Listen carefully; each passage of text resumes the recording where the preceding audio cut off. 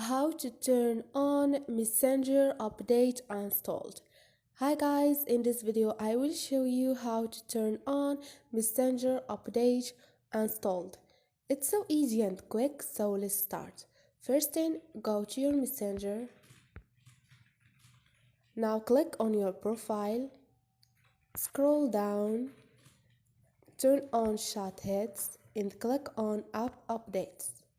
And you have the second option, which is notifications. You have Messenger update installed. Click on it and turn on this option so you get notified when Meta update Messenger. And this is it guys. Hope this video was helpful to you, and if you like this video, don't forget to subscribe and like.